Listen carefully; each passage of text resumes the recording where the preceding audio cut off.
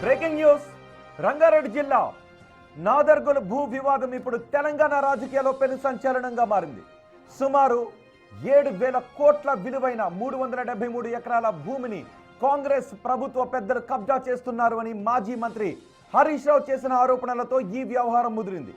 2 రోజుల క్రితం తెలంగాణ భవన్లో నాదర్గోల్ రైతులతో కలిసి నిర్వహించిన ప్రెస్ మీట్లో హరీష్ రావు ప్రభుత్వంపై తీవ్ర స్థాయిలో మండిపడ్డారు.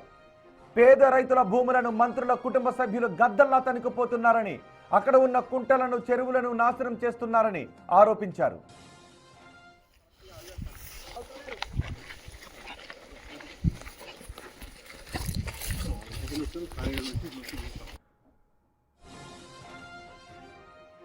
హైడ్రా కమిషనర్ రంగనాథ్ ఇప్పటి వరకు నాదర్గోల్ భూములను, అక్కడి చెరువుల పరిస్థితిని ఎందుకు సందర్శించలేదు అని హరీష్ రావు ప్రశ్నించారు.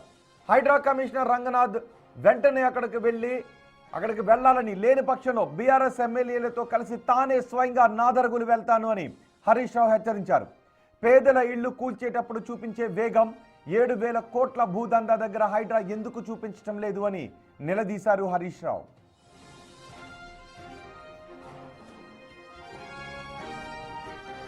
హరీష్ రావు పిలుపుతో నిన్న పెద్ద ఎత్తున రైతులు నాదర్గోల్ భూముల వద్దకు చేరుకున్నారు. భూములు కుంటల పరిస్థితిని సమీక్షించడానికి వెళ్లిన ఇరిగేషన్ అధికారులను అక్కడి ప్రైవేట్ సెక్యూరిటీ అడ్డుకుని వెనక్కు పంపించేయడం సంచలనం సృష్టించింది. తరతరాలుగా తాము సాగు చేసుకుంటున్న భూములను కొందరు ప్రైవేటు వ్యక్తులు కబ్జా చేస్తున్నారని, తమ భూమిని తమకు ఇప్పించాలి అని రైతులు ప్రభుత్వానికి మొరపెట్టుకుంటున్నారు.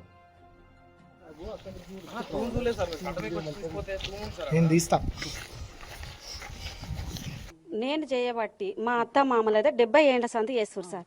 70 ఏళ్ల సంధి చేస్తే మా అత్త మామల తర్వాత వాళ్ళకి శాత కాకపోతే నేను చేయబట్టి 37 సంవత్సరాలు.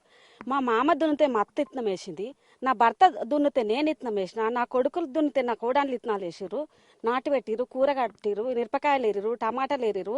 నేను సైదాబాద్కి పోయి అమ్ముకొచ్చిన, నా కోడాన్లు చేసిరు, నేను చేసిన, నా అత్త చేసింది. నేను 3 తరాల సంధి వ్యవసాయం చేస్తున్నా. ఈ కాంగ్రెస్ ప్రభుత్వం ఇచ్చింది మాకు ఈ భూమి. మా పెద్దలు చెప్పిరు కాంగ్రెస్ ప్రభుత్వము ఇందిరమ్మ ఇచ్చింది అని చెప్పి. వీళ్ళు ఇయ్యలే కదా సార్, గేట్లు పెట్టిన దొరలు మాకు ఇయ్యలే భూమి. గేట్లు పెట్టిన దొరలు ఇయ్యలేదు, కాంగ్రెస్ ప్రభుత్వం ఇచ్చింది, ఇందిరమ్మ ఇచ్చింది. ఆ ఇందిరమ్మ వాళ్ళు వచ్చి పెడితే అది చెల్తుంది. వీళ్ళెవరు సార్ పెట్టనిక గేట్లు? నేను 3 తరాల సంది నేను చేస్తున్నా. నా మామ చేస్తే నా అత్త వేసింది ఇత్తనం, నా భర్త దున్నితే నేను వేసిన ఇత్తనం, నా కొడుకులు తింటే మా కోడాన్లు కూడా కూరగాయ చెట్లు పెట్టి కాయలు ఏరకపోతే నేను అమ్ముకొస్తా సార్. ఎవరిచ్చిర్రు భూమి? వాళ్ళు ఇచ్చిరా? దొరలు ఇచ్చిరా? ఆ గేట్లు పెట్టిన దొరలు మాకు ఇచ్చిరా? మాకు ఇయ్యలేదు. గేట్లు ఎందుకు పెట్టాలి సార్? సాగు చేసే పొలంలో కూడా సాగు చేస్తుంటే కూడా బోర్లలో రాలేసారు సార్. అంటే ఇప్పుడు మీ బోర్లు బావులు కూడా ధ్వంసం చేసారు. బోర్లు ఇంచుతున్నారు వాళ్ళు. మళ్ళీ తీసి 30,000 పెట్టి తీసిరు సార్. తీసినాక కూడా మళ్ళీ నైట్ వేసారు సార్ వాళ్ళు బోర్లలో సాగు చేసుకోకుండా. తిని అన్నంలో మన్ను వస్తున్నారు సార్. అంటే బోన్సాలరు పోలీసులు వాళ్ళు రాకముందే మమ్మల్ని ఫుల్గా అడ్డుకుంటారు. వాళ్ళదే ఉంది ఎక్కువ, ఎవరు లేదు. పోలీసుది బోన్సాలదే ఉంది. మాది ఎలాంటిది గరీబ్ భూమి అనేది లేదు ఇక్కడ.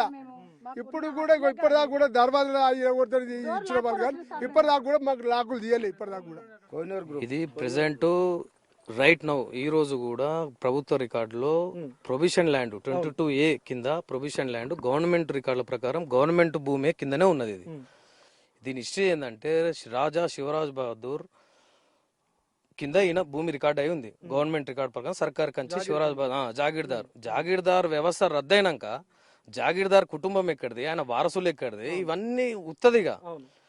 గత 70 ఏళ్లుగా ఇందిరాగాంధీ భూ సంస్కరణల చట్టం తెచ్చినప్పుడు ఇక్కడ ఉన్న బడుగు బలహీన వర్గాలకు, బీసీలకు, ఎస్సీలకు, ఎస్టీలకు, మైనార్టీ వర్గాలకు, ఉన్నత వర్గాల్లో ఉన్న బీద కుటుంబాల వారికి ఉన్న అన్ని వర్గాలకు సంబంధించిన కుటుంబాలు ఇందులో ఉన్నాయి.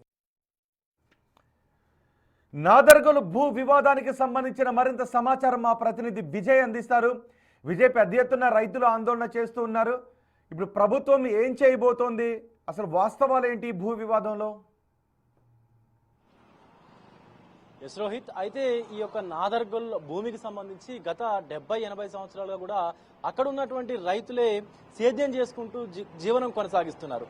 సో అనంతరం కొన్ని సంవత్సరాల తర్వాత ఎన్టీఆర్ ప్రభుత్వం వచ్చిన తర్వాత, తెలుగుదేశం పార్టీ అధికారంలోకి వచ్చిన తర్వాత భూశిస్తుని రద్దు చేసిన తర్వాత పూర్తిగా వారికే చట్టబద్ధంగా హక్కులు కల్పిస్తూ 1985లో వారికి పట్టాలను కూడా ఆ యొక్క ప్రభుత్వము ఇచ్చినట్టుగా అయితే పూర్తిగా అక్కడ ఉన్నటువంటి రైతులు చెప్తా ఉన్నారు. మరొక పక్క 2007లో ఈ భూమికి సంబంధించి ఆంధ్రప్రదేశ్ ఇండస్ట్రియల్ ఇన్ఫ్రాస్ట్రక్చర్ కార్పొరేషన్ కు ఈ యొక్క భూములను అప్పగించాలని అప్పటి మాజీ ముఖ్యమంత్రి చంద్రబాబు నాయుడు లేఖ రాయగా వీటన్నిటిని కూడా అప్పటి ముఖ్యమంత్రి వైఎస్ రాజశేఖర రెడ్డి ఏకంగా అసెంబ్లీలోనే చర్చించి ఈ భూములన్నింటినీ కూడా సర్వే నెంబర్ 613 లో ఉన్నటువంటి సుమారుగా 373.22 ఎకరాల భూమిని ఆంధ్రప్రదేశ్ ఏదైతే ఇండస్ట్రియల్ ఇన్ఫ్రాస్ట్రక్చర్ కార్పొరేషన్ ఉందో దానికి కేటాయించారు.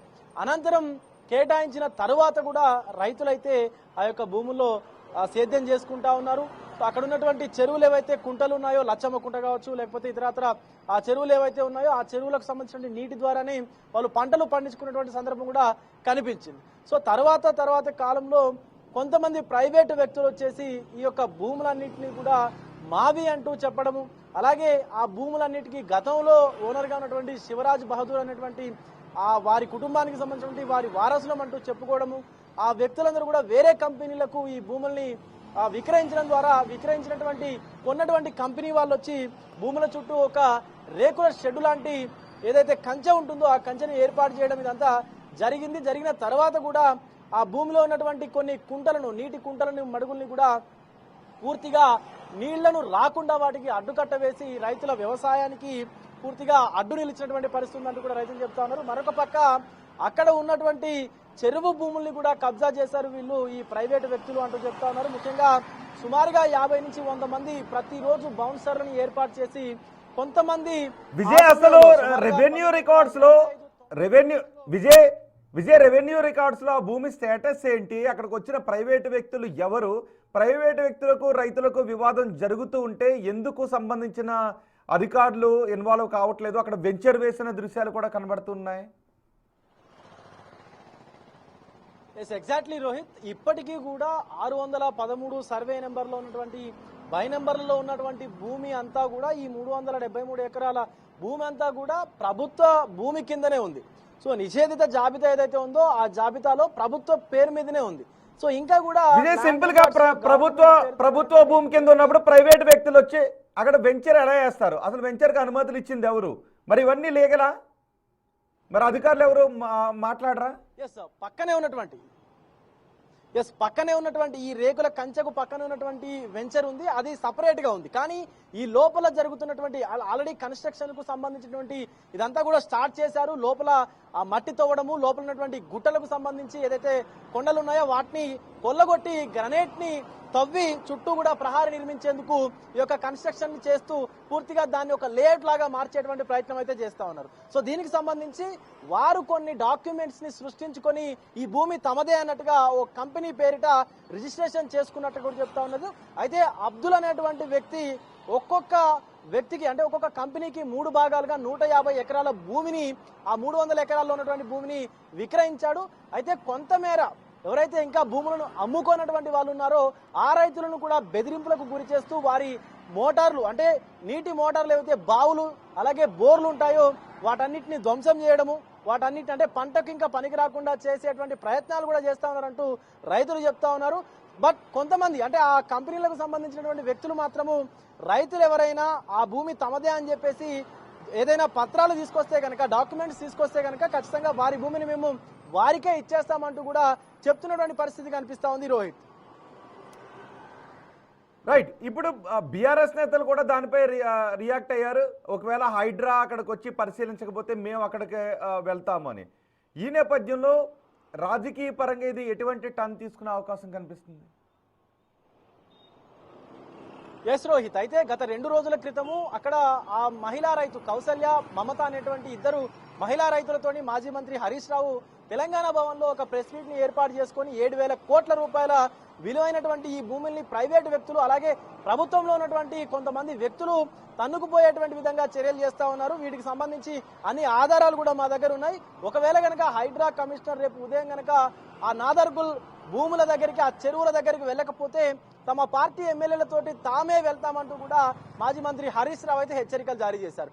కానీ ఈ నేపథ్యంలోనే అటు పరిగిలో ఉన్నటువంటి మరొక భూ వివాదం దగ్గర కూడా సబితా ఇంద్రారెడ్డి హరీష్ రావు వెళ్తాను అంటూ కూడా చెప్పడంతో ఇప్పటికే ఇటు మాజీ మంత్రి హరీష్ రావును అలాగే సబితా ఇంద్రారెడ్డిని కూడా హౌస్ అరెస్ట్ చేశారు. మాజీ మంత్రి హరీష్ రావు ఇంటి వద్ద భారీ పోలీసు బందోబస్తును కూడా ఏర్పాటు చేసినటువంటి పరిస్థితి కనిపిస్తోంది. సో ఇంతవరకు అటు హైడ్రా కమిషనర్ రంగనాథ్ కూడా ఆ యొక్క చెరువులు కావచ్చు, లచ్చమ్మకుంట కావచ్చు, ఇతరత్ర సున్నం చెరువు కావచ్చు, ఏదైతే ఆ చెరువులు ఉన్నాయో వాటి వద్దకు వెళ్ళి పరిశీలించలేదు. కాబట్టి సో రేపు ఏమైనా మరి మాజీ మంత్రి హరీష్ రావు ఈ నాదర్గుల్ రైతుల దగ్గరికి వెళ్తారా? వెళితే ఇంకా ఇది రాజకీయ పరంగా పెద్ద ఎత్తున స్టేట్ అంతా కూడా దుమారం రేపేటువంటి అవకాశం అయితే కనిపిస్తా ఉంది స్పష్టంగా ఇక్కడ మనకు రోహిత్. ఎందుకంటే ఇప్పటికే ప్రెస్ మీట్ పెట్టి కాంగ్రెస్ ప్రభుత్వంలో ఉన్నటువంటి పెద్దలకు సంబంధించినటువంటి వాళ్ళే ఈ యొక్క భూమిని కొల్లగొట్టాలంటూ కూడా చూస్తున్నారంటూ చెప్పినటువంటి పరిస్థితి ఉంది. ఇక ఏకంగా హరీష్ రావు అక్కడికి వెళ్తే కనుక రైతులకు మద్దతుగా నిలబడితే కనుక ఈ యొక్క వివాదం మరింత ముదిరేటువంటి అవకాశం అయితే కనిపిస్తా ఉంది రోహిత్. రైట్ విజయ్, నాదర్గుల్ భూముల వివాదం ప్రస్తుతం రాజకీయ అంశంగా కూడా మారుతుంది. తెలంగాణ రాజకీయాల్లో ఇది పెను సంచలనంగా మారింది. సుమారు 7,000 కోట్ల రూపాయల విలువైన భూమి, 373 ఎకరాల భూమిని కాంగ్రెస్ ప్రభుత్వ పెద్దలు కబ్జా చేస్తున్నారు అని మాజీ మంత్రి హరీష్ రావు చేసిన ఆరోపణలతో ఈ వ్యవహారం ముదిరింది. 2 రోజుల క్రితం తెలంగాణ భవన్లో నాదర్గుల్ రైతులతో కలిసి నిర్వహించిన ప్రెస్ మీట్లో హరీష్ రావు ప్రభుత్వంపై తీవ్ర స్థాయిలో మండిపడ్డారు. అక్కడ రైతులు కూడా చెప్తున్నారు, గతంలో మాకు ఈ భూములను కాంగ్రెస్ ఇచ్చింది, పట్టాలు ఇచ్చారు అని చెప్తున్నారు. కానీ ఆ భూములు జాగీర్దారు వ్యవస్థ ఉన్నప్పుడు ఆ భూములు ఎవరి పేరుపై అయితే ఉండేవో వాళ్ళ వారసులు వచ్చి ఇప్పుడు ఆ భూములు మావి అని అంటూ ఉన్నారు అని రైతులు చెప్తున్నారు. సో ఇప్పుడు ఒక పక్క రైతులు, మరో పక్క ప్రైవేటు పెత్తందారులు, మరోవైపు ఇది ప్రభుత్వ భూమి అని ఈ ట్రయాంగిల్ వివాదం ఇక్కడ కనిపిస్తుంది. కానీ భూమి విలువ ఏకంగా 7,000 కోట్ల రూపాయలు, 373 ఎకరాల భూమిని ప్రభుత్వ పెద్దలు ఇమీడియట్గా కలగా చేసుకోకపోతే ఈ వివాదంలో ప్రైవేటు వ్యక్తులు ఆక్రమించుకునే అవకాశం ఉంటుందనే ఆందోళన కూడా వ్యక్తమవుతుంది. హైడ్రా కమిషనర్ రంగనాథ్ అక్కడికి వచ్చి ఇన్వాల్వ్ కావాలి అని హరీష్ రావు చెప్తున్నారు. మంత్రుల కుటుంబ సభ్యులు గద్దల్లా వీటిని తన్నుకుపోవాలని చూస్తున్నారు అంటూ బీఆర్ఎస్ నేతలు ఆరోపిస్తున్నారు. మరి చూద్దాం హైడ్రా ఈ విషయంలో ఎంతవరకు ఇన్వాల్వ్ అవుతుందో.